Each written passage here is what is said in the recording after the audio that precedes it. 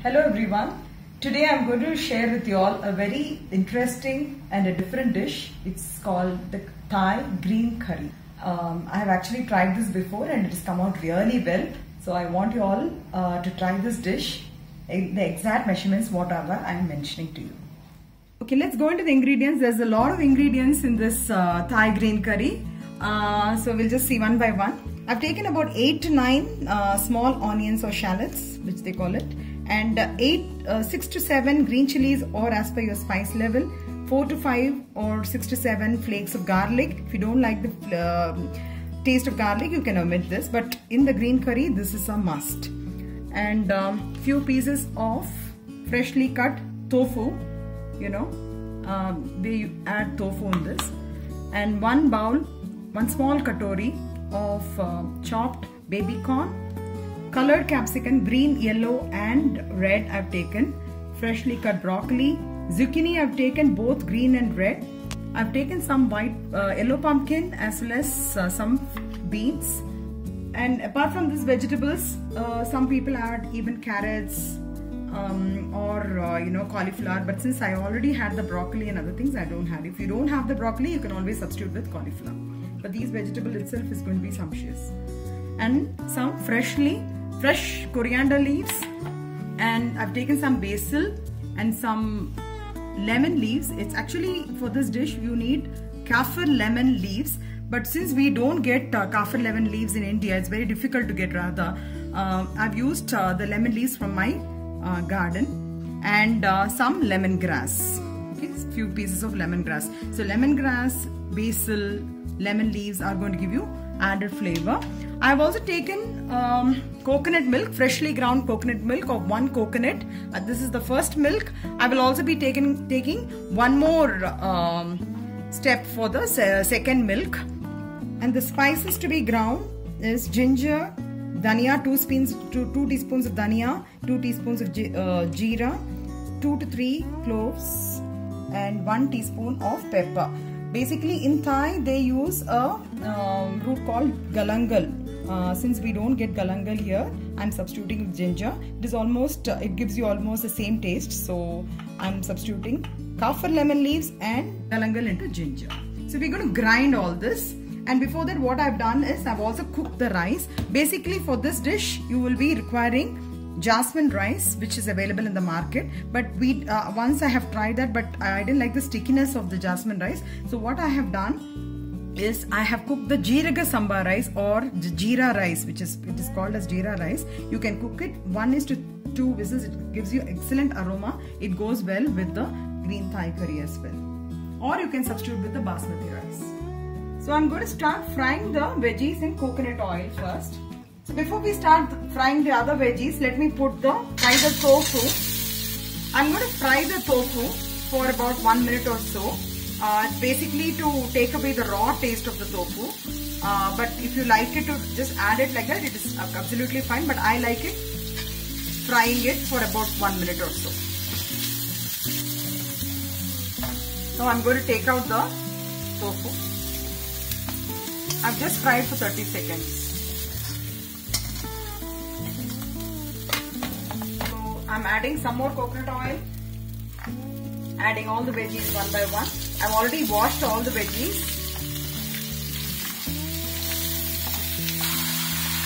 In fact, in our family, we would like to have a lot of veggies, colored veggies. You can add any veggies as per your choice, but these are the basic veggies which they add in the Thai curry.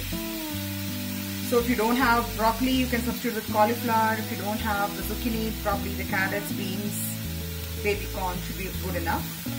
They also add the mushrooms, which I forgot to mention in the beginning. I have actually sliced it and kept it. I'll be adding the mushrooms as well finally. It's been about 3 to 4 minutes. The veggies are just getting cooked. You can add salt as per your requirement. You don't have to cook the veggies very soft, because if it is crunchy, it is actually good. Now I'm going to add the washed mushroom also. If you don't like the flavor or the taste of mushroom, you can skip this process.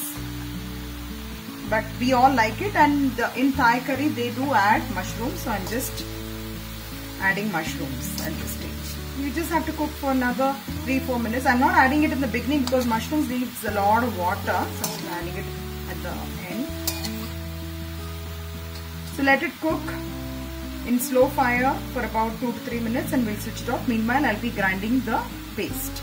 Now I'm going to grind all the spices. I've added ginger, pepper, cloves, the jeera, the whole dhania, green chilies, garlic, onions.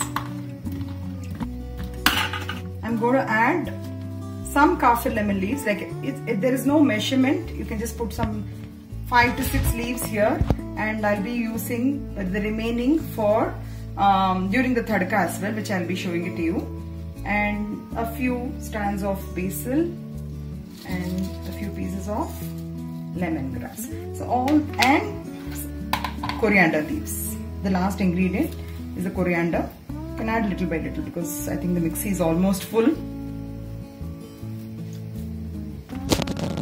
I'm going to grind everything into a smooth paste now.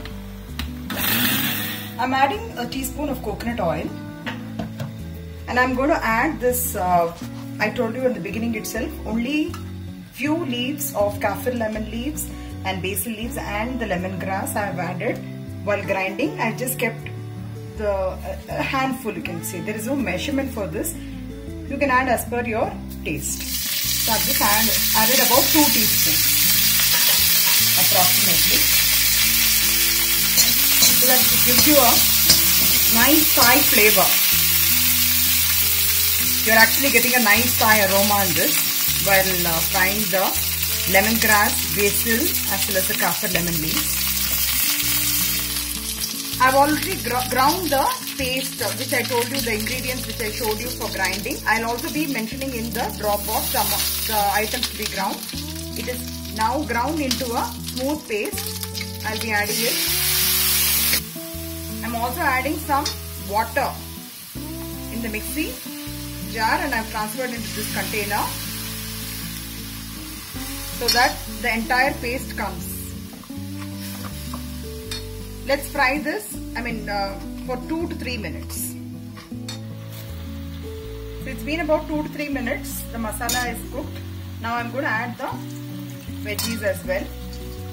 There's a lot of veggies.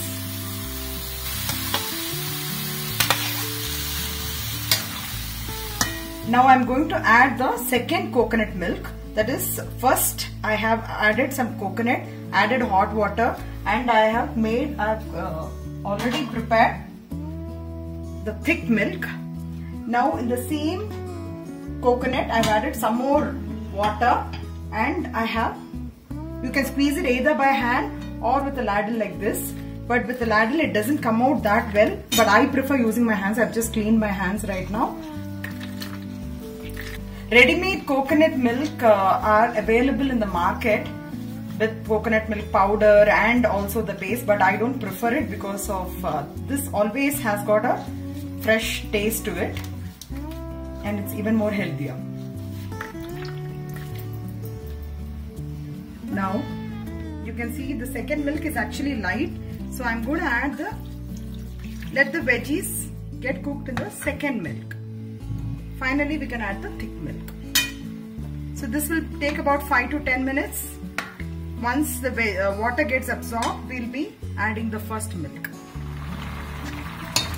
Now I'll be adding in the fried tofu, which I've just fried for around 30 seconds before, and I'll be adding some more fresh first coconut milk.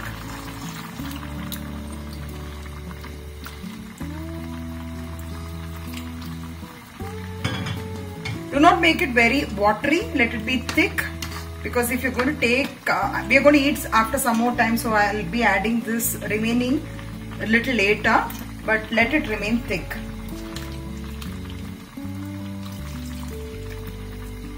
Let the veggies get cooked in the fresh coconut milk. We'll keep it for simmer for about 5 to 10 minutes. Now the green curry has been simmering and cooking for about 5 to 10 minutes, and it's almost ready. So I'm just going to transfer this. It's so colorful, all rainbow colors. So it's going to be had.